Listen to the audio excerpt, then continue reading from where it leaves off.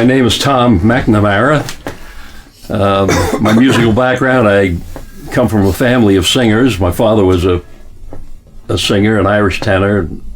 There was always music around the house. My mother was a concert pianist, and she ended up accompanying him. So I learned a lot of the old songs, but when I had the chance in grade school, I joined a singing group.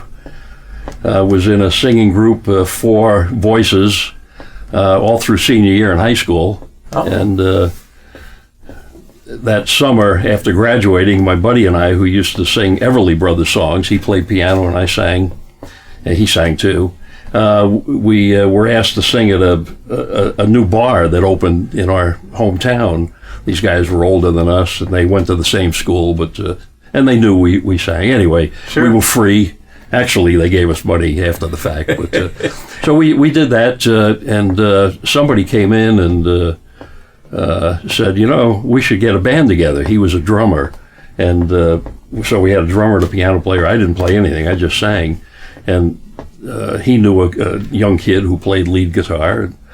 Anyway, we put it together, and we decided that I'd be the guitar player. So I had to learn the guitar. Oh. So from that point forward, that was basically August of 1961, I was in a band, and the band evolved so that we played for 3 years while I was in college. And I've been playing ever since. I've been in country bands. The band I'm in now is basically cover rock and roll, but we've been together 20 years. My style is, I hear sounds. I'm not a good enough singer or a good enough guitar player to do either separately, so I evolved where the two create my sound. And my sound typically has a percussive quality to it. So I'm into that. I'm listening to the sounds. I'm listening to fitting into the context of the group. I'm really a group player. I'm not comfortable as an individual. Anyway, that's basically it. I sing in church. I've been in a group for 30 years. There are 2 guitars and 4 voices. And, wow.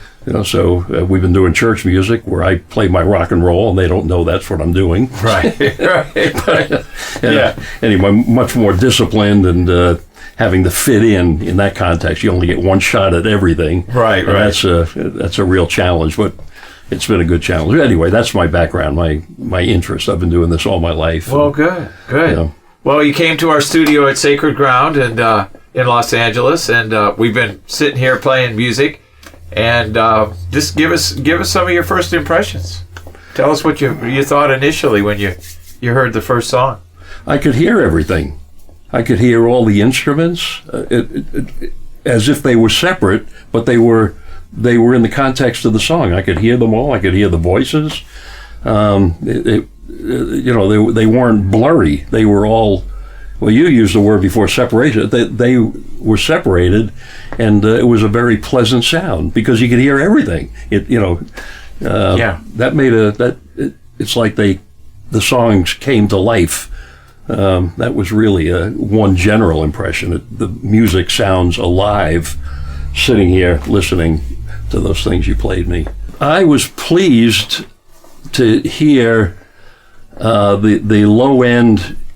In context, it wasn't too light, it wasn't too heavy, it didn't blur the other things going on. It was like everything else. It had a place, but when I hear the bass and all the other things going on, it's like everything is coming together and producing that sound, that live sound. Most of the stuff that I hear, the bass sounds dominating. It often sounds out of tune. It just gets in the way of what else is going on. Here, it didn't. It was a part, just like everything else, of the total. It was. I've never heard anything like it. To tell you the truth, it's very like it. It probably is, but everything sounded controlled so that it would have that effect on me, and it did. I loved it. I haven't heard things like this even live. To get that sound, you have to move around in front of the band to hear what people are doing. You don't really hear it all together. in that kind of balance and clarity. So anyway. Well, intimacy is important because the room really gets in the way. Rooms ruin music. I hate to say that because we have to play our music in rooms. You've been in churches. You know how bad churches can sound. Absolutely, yeah, it's terrible. Yeah, it can just destroy everything you're trying to do. And please don't add a lot of energy because just the congregation singing is enough. Right. If you got a band up front and the preacher's trying to get the spoken word across, you're in trouble. Yeah. You're not going to hear anything. Yeah, that's true. You have to control all the surfaces of the room. This is what people don't understand. They think, well, I'll put a little bit of this or that here or there. Nope, can't do that. In order to get this kind of intimacy, I got to know what every surface is doing. I got to know the rate and level of absorption. I got to know the rate and level of diffusion. I got to know the frequency response of the diffuser. Some days I go crazy thinking about all the things I have to manage correctly. But in the end, when you get to paint a picture like this, it's worth it. One of my friends says, I can almost hear what the singers had for breakfast. Well, my son sat in this chair, and you gave him a demo, and he commented about Celine Dion. He said, that's the first time I actually heard her accent. He said he had never heard Canadian that before. Accent. That's right. Well, whatever the accent, Canadian or She's French. Canadian, I believe. Yeah, or French. But he had never heard that. But here he could actually hear her. So what you had for breakfast, it's about the same thing. About the same thing. Yeah. So it's good. Well, it's good. Definition, separation, clarity, but not sterility. You don't want to take too much away. You want to leave the soul and the heart of the music intact. And that's what I think we've done here real well. And for 2 channels, you get to do that. You got up and walked around. Tell us a little bit about that experience. Well, moving, sitting here in the chair, everything seems to be focused to this point.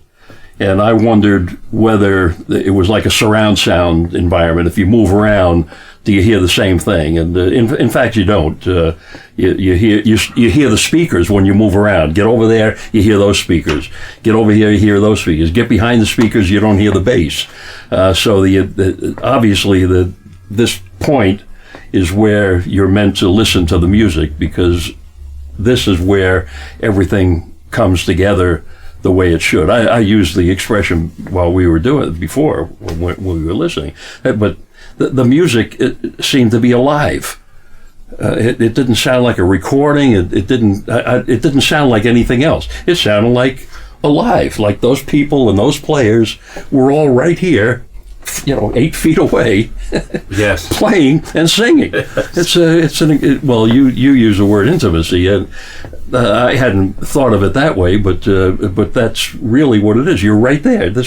It delivers it all to you right here, and nothing seems to be missing. That's another thing. You don't lose track of the guitar, the rhythm guitar player, or the drummer hitting a certain drum, or the bass player doing a quadruple thing with you hear it all. It's all, but it's not overpowering. It's all balanced together. Yeah, it's all balanced. Bob, a friend of ours, comes up here all the time and listens, and he's a guitar player, and what he likes to do is he calls it a magic carpet ride. He'll pick an instrument and he'll follow it.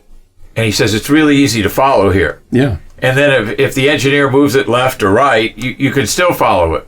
But you can pick an instrument and follow it through the whole song. Right. That's what he likes. And he calls that taking a magic carpet ride. Because he can follow one instrument for a while, then he can jump to the bass, or he can jump to the drums or piano. Right. And stay with it. Yeah. It's not hidden. It's not covered. It's not It clouded. doesn't get lost in the shuffle. It didn't get lost in the mix. Yeah. As long as the engineer put it in there, we'll hear it. And that's what he likes. He likes that, and I think that's a good way of describing the separation and the definition that we have here. And I like it because I'm a guitar player, and the way I play, I listen while we're playing, and I try and create a sound that if somebody were listening like this, my sound would be available to them and would enhance the rest of it. It would be help pull things together, help create boundaries. So the idea that you can create music and what you're doing on your instrument doesn't get lost. In fact, it remains a vital part of the overall to a musician. I mean, you don't want to be up there and, wasting your time because nobody can hear you. Right. Exactly. I'd like to be heard. I'd like my part. And if I'm doing a good job, I really like to hear it. If I'm doing a bad job, I'd like to learn from it, and fix it. Right. Here, you can hear that. You can do that. Yeah, yeah. Well, yes, exactly. I'm not a musician. I don't play an instrument, but I kind of liken this to my instrument, because I like to create sound stages and sound paintings, as my one friend says. You really paint pictures with sound. And I said, well, I guess that's a great way to describe it. But I like getting the variables in the room surfaces under proper management with proper technologies so that the room really goes away. That's what I'm trying to do. I'm trying to take the room out. Like you're in about a 9.5 foot ceiling here, but it doesn't sound like it's that small, does it? No, not at all. You can't. It feels wider, and you're in maybe a 15-foot wide area here, but it sounds much bigger than 15 feet. Yeah, and that's all done with the treatment. Well, it works. Yeah. You lose track of the fact that you're sitting. I lost track of the fact that I was sitting in a small room. I felt like I was drawn into the music. Wherever they were playing, however they were recording it, I was right there. That sense took me out of the room and took me to the main thing, which was the music. So I can understand that in that way. Yeah. Yeah. Try to make the room acoustically go away. Physically, I can't. But acoustically, when you close your eyes, I can get rid of most of it for you. Or if you have a good imagination, like I do. The room left, I was there. I'm thinking to myself, I'm the guitar player in that thing, or I'm the singer in that thing. Yeah. There you go. Well, that's the best music I could ever hear. So that's great. Well, great. Well, thank you so much for coming up. Well, this is a privilege. I was surprised at the invitation. Well, I like to get as many people up here, famous or not famous. We don't care. Everybody's people here, and we like to have everybody come up and listen. And hopefully, this is an experience that you'll remember for a long time. I don't think I'll ever forget it. In fact, it gives more focus to the musical endeavors, because we're not going to have a sound system or a room like this to play in.